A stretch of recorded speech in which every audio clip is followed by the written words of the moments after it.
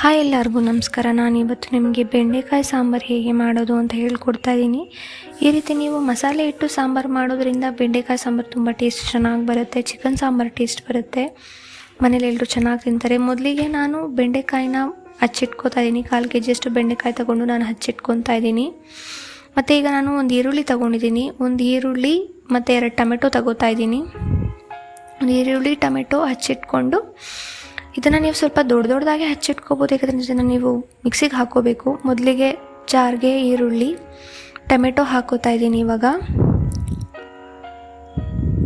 ಮತ್ತು ಇದಕ್ಕೆ ಧನಿಯಾ ಪುಡಿ 2 ಸ್ಪೂನಷ್ಟು ಹಾಕೋತಾ ಇದ್ದೀನಿ. ಮತ್ತು ಇವಾಗ ನಾನು ಖಾರದ ಪುಡಿ 2 ಸ್ಪೂನಷ್ಟು ಹಾಕೋತಾ ಇದ್ದೀನಿ. ನಿಮಗೆ ಸ್ವಲ್ಪ ಖಾರ ಜಾಸ್ತಿ ಬೇಕಂದರೆ ಇನ್ನು ಸ್ವಲ್ಪ ಖಾರದ ಪುಡಿ ಜಾಸ್ತಿನೇ ಹಾಕೋಬೋದು. ಇವಾಗ ಬೆಳ್ಳುಳ್ಳಿ ಹಾಕೋತಾ ಇದ್ದೀನಿ. ಮತ್ತು ನಾನು ಇದಕ್ಕೆ ಚಕ್ಕೆ ಲವಂಗ ಹಾಕೋತಾ ಇದ್ದೀನಿ. ನಾನು ಯಾಕೆ ಇದನ್ನು ಹಾಕೋತಾ ಇದ್ದೀನಿ ಅಂದರೆ ಇದರಲ್ಲಿ ಸ್ವಲ್ಪ ಮಸಾಲೆ ಟೇಸ್ಟ್ ಚೆನ್ನಾಗಿ ಬರುತ್ತೆ. ಇವಾಗ ತೆಂಗಿನ ತುರಿ ಹಾಕೋತಾ ಇದ್ದೀನಿ. ಇದನ್ನು ನೀವು ಇವಾಗ ಮಿಕ್ಸಿಗೆ ನುಣ್ಣಗೆ ಹಾಕೋಬೇಕು.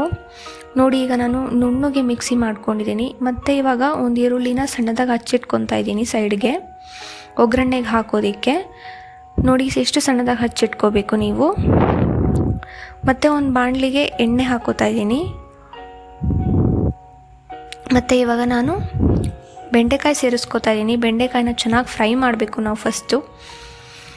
ಇದು ಎಷ್ಟು ಚೆನ್ನಾಗಿ ಫ್ರೈ ಮಾಡಿದಷ್ಟು ಅಷ್ಟು ಸಾಂಬಾರು ಚೆನ್ನಾಗಿ ಟೇಸ್ಟ್ ಚೆನ್ನಾಗಿ ಸಿಗುತ್ತೆ. ಇವಾಗ ನೋಡಿ ಬೆಂಡೆಕಾಯಿ ನಾನು ಇವಾಗ ಎಷ್ಟು ಜಾಸ್ತಿ ಕಾಣಿಸ್ತಿದೆ. ಫ್ರೈ ಮಾಡ್ತಾ ಮಾಡ್ತಾ ಮಾಡ್ತಾ ಅದೆಷ್ಟು ಕಮ್ಮಿ ಆಗೋಗುತ್ತೆ ನೀವೇ ನೋಡಿ. ಚೆನ್ನಾಗಿ ಫ್ರೈ ಮಾಡಿದಷ್ಟು ಬೆಂಡೆಕಾಯಿ ತುಂಬ ಕಮ್ಮಿ ಕಾಣಿಸುತ್ತೆ ನಮಗೆ. ನೋಡಿ ಇವಾಗ ಬೆಂಡೆಕಾಯಿ ಎಷ್ಟು ಕಮ್ಮಿ ಕಾಣಿಸ್ತಿದೆ. ಅವಾಗೆ ನಾನು ಹಾಕೊಂಡಾಗ ಎಷ್ಟು ಜಾಸ್ತಿ ಕಾಣಿಸ್ತಾ ಇತ್ತು. ಇವಾಗ ನಾನು ಆಯಿಲಲ್ಲಿ ಫ್ರೈ ಮಾಡ್ತಾ ಇರಬೇಕಾದ್ರೆ ಅದೆಷ್ಟು ಕಮ್ಮಿ ಆಗಿದೆ ಅಂದರೆ ಇದು ಚೆನ್ನಾಗಿ ಫ್ರೈ ಆಗ್ತಾ ಇದೆ ಅಂತ. ಫುಲ್ ಅದು ಬ್ಲ್ಯಾಕ್ ಕಲರ್ ಆಗಿ ರೋಸ್ಟ್ ಆಗಬೇಕು. ಆ ರೀತಿ ನೀವು ಫ್ರೈ ಮಾಡ್ಕೋಬೇಕು. ಫ್ರೈ ಆಗಿದೆ. ಇವಾಗ ಅದೇ ಬಾಣಲಿಗೆ ನಾನು ಮತ್ತೆ ಎಣ್ಣೆ ಹಾಕೋತಾ ಇದ್ದೀನಿ. ಒಗ್ಗರಣೆಗೆ ಆಯಿಲ್ ಹಾಕೋತಾ ಇದ್ದೀನಿ ಇವಾಗ. ಮತ್ತು ಇವಾಗ ನಾನು ಆಯಿಲ್ ಬಿಸಿ ಆದಮೇಲೆ ಸಾಸಿವೆ ಹಾಕೋತಾ ಇದ್ದೀನಿ.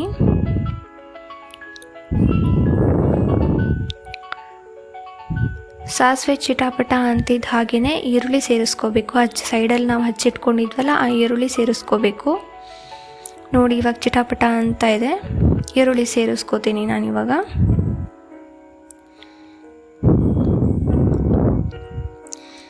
ಈರುಳ್ಳಿ ಸೇರಿಸಿದ್ದಾದಮೇಲೆ ಈರುಳ್ಳಿನ ಚೆನ್ನಾಗಿ ಹಸಿ ವಾಸನೆ ಹೋಗೋವರೆಗೂ ಫ್ರೈ ಮಾಡ್ಕೋಬೇಕು.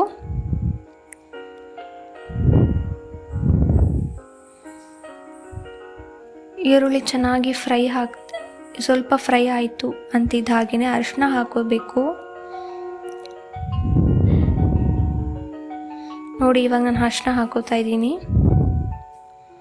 ಅರಿಶಿನ ಹಾಕ್ಕೊಂಡು ಈರುಳ್ಳಿನ ಸ್ವಲ್ಪ ಮಿಕ್ಸ್ ಮಾಡ್ಕೋಬೇಕು. ಚೆನ್ನಾಗಿ ಫ್ರೈ ಆಗಬೇಕು ಅದು ಅರಿಶಿನದಲ್ಲಿ.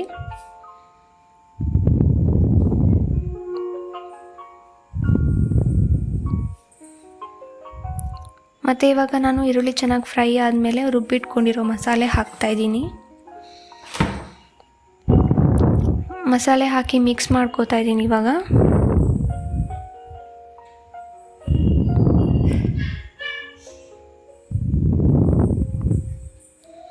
ಮತ್ತು ನೀವು ಜಾರ್ಗೆ ಸ್ವಲ್ಪ ನೀರು ಹಾಕ್ಕೊಂಡು ಎಲ್ಲ ಮಸಾಲೆನೂ ಸೇರಿಸಿ ನೀರು ಅದರಲ್ಲಿ ಮಸಾಲೆಗೆ ಹಾಕೋಬೋದು. ಅವಾಗೆಲ್ಲ ಮಸಾಲೆನೂ ಸಿಕ್ಬಿಡುತ್ತೆ ನಿಮಗೆ ಒಂದೇ ಸರಿಗೆ. ನಿಮ್ಗೆ ಎಷ್ಟು ನೀರು ಬೇಕೋ ಅಷ್ಟು ಹಾಕ್ಕೊಳ್ಳಿ. ನಿಮಗೆ ಜಾಸ್ತಿ ನೀರು ಸಾಂಬಾರು ಬೇಕಂದರೆ ನೀವು ಸ್ವಲ್ಪ ಜಾಸ್ತಿ ನೀರು ಆ್ಯಡ್ ಮಾಡ್ಕೊಳ್ಳಿ. ಸ್ವಲ್ಪ ಗಟ್ಟಿ ಸಾಂಬಾರು ಬೇಕಂದರೆ ನೀವು ಸ್ವಲ್ಪ ಕಮ್ಮಿ ನೀರು ಆ್ಯಡ್ ಮಾಡ್ಕೋಬೋದು. ನಾನು ಸ್ವಲ್ಪ ಇಲ್ಲಿ ಗಟ್ಟಿನೇ ಮಾಡ್ತಾಯಿದ್ದೀನಿ. ನೀವು ನಮ್ಮ ಚಾನಲ್ನ ಫಸ್ಟ್ ಟೈಮ್ ನೋಡ್ತಾ ಇದ್ದರೆ ಸಬ್ಸ್ಕ್ರೈಬ್ ಮಾಡ್ಕೊಳ್ಳಿ, ಶೇರ್ ಮಾಡಿ, ಕಮೆಂಟ್ ಮಾಡಿ, ಲೈಕ್ ಮಾಡಿ.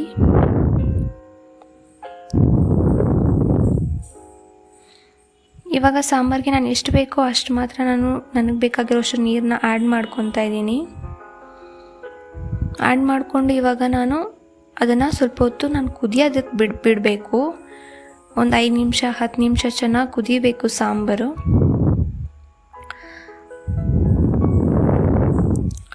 ನೋಡಿ ಫುಲ್ ನೀರು ಮಸಾಲೆ ಎಲ್ಲ ಫುಲ್ಲು ಮಿಕ್ಸ್ ಆಗಬೇಕು. ಆ ರೀತಿ ಮಿಕ್ಸ್ ಮಾಡ್ಕೋಬೇಕು. ನೋಡಿ ಇವಾಗ ಸಾಂಬಾರು ಎಷ್ಟು ಚೆನ್ನಾಗಿ ಕುದಿ ಬಂದಿದೆ. ಇವಾಗ ನಾನು ಫ್ರೈ ಮಾಡಿಕೊಂಡು ಸೈಡ್ಗೆ ಎತ್ತಿಟ್ಕೊಂಡಿರೋ ಬೆಂಡೆಕಾಯಿನ ಸೇರಿಸ್ಕೊತಾ ಇದ್ದೀನಿ. ನೋಡಿ ಬೆಂಡೆಕಾಯಿ ಎಷ್ಟು ಚೆನ್ನಾಗಿ ಫ್ರೈ ಆಗಿದೆ. ಈ ರೀತಿ ಫ್ರೈ ಮಾಡ್ಕೋಬೇಕು ನೀವು. ಫ್ರೈ ಮಾಡ್ಕೊಂಡಿರೋ ಬೆಂಡೆಕಾಯಿನ ಸೇರಿಸ್ಕೊಂಡು ಮಿಕ್ಸ್ ಮಾಡ್ಕೊತಾ ಇದ್ದೀನಿ ಇವಾಗ ನಾನು.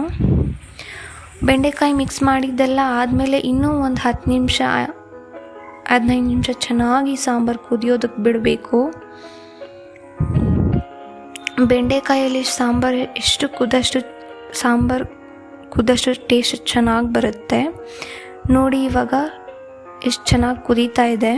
ಈ ರೀತಿ ಚೆನ್ನಾಗಿ ಕುದಿಬೇಕು ಸಾಂಬಾರು. ಈ ರೀತಿ ಕುದ್ದಷ್ಟು ಟೇಸ್ಟ್ ಚೆನ್ನಾಗಿರುತ್ತೆ ನಿಮಗೆ.